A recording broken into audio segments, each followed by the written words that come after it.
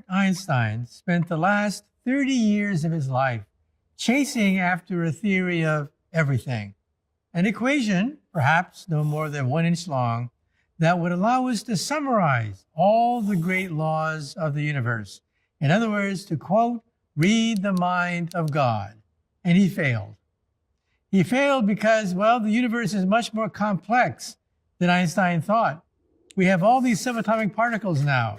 How are we going to make sense out of the vast diversity of matter we see around us? The theory of everything has to be fantastic. It has to be incredible. It has to be crazy.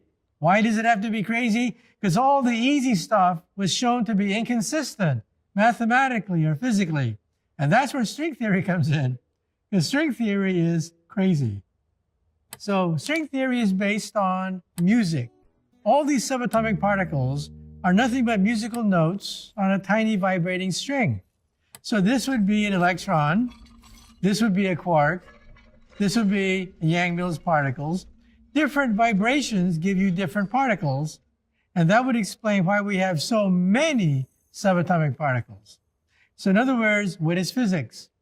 Physics is the harmonies we can make on these vibrating strings.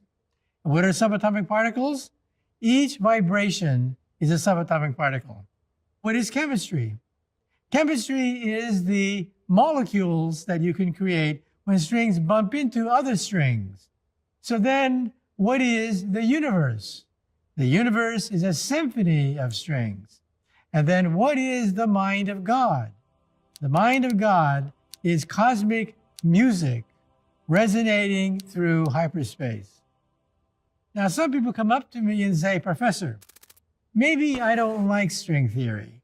Give me an alternative. Well, for you industrious people out there, if you can find an equation that satisfies 3 criteria, you will be heralded as the next Albert Einstein. What are these 3 criteria? First, your theory would have to include all of the theory of gravity of Albert Einstein. Statement number 2, it would have to explain why we have so many subatomic particles, hundreds of subatomic particles. Third, your theory must be free of mathematical anomalies, inconsistencies, divergences. In other words, it must be mathematically usable, testable against the reality that we see around us. If you can come up with a theory that obeys these 3 criteria, you will be heralded as the next Einstein. So what is the leading candidate to rival string theory? Well, the leading candidate right now is called loop quantum gravity, but loop quantum gravity has problems. First of all, it does contain Einstein's theory of gravity, but it says nothing about particles. There's no electron, there's no proton, there's no neutron. Matter as we know it is not there. Therefore, it cannot describe the universe. String theory is the only theory that combines Einstein's theory of gravity with a theory of particles. The main criticism of string theory, which has to be taken seriously, is, well, where's the beef? Where's the beef? Where are these particles that are predicted by string theory? String theory predicts the electron, it predicts the proton, it predicts the world that we see around us.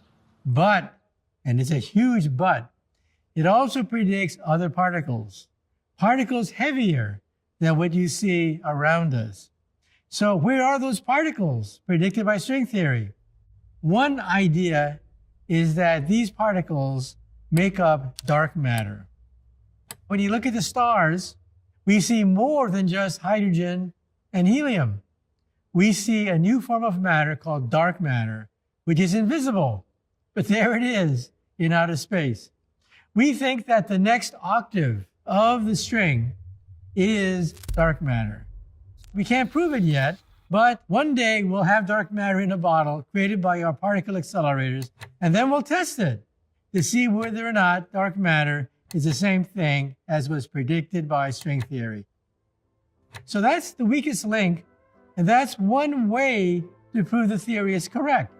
by looking for an explanation for dark matter, black holes, and the universe that we see around us, just waiting for a young, enterprising physicist to figure it all out. And at present, nobody is smart enough to solve the theory.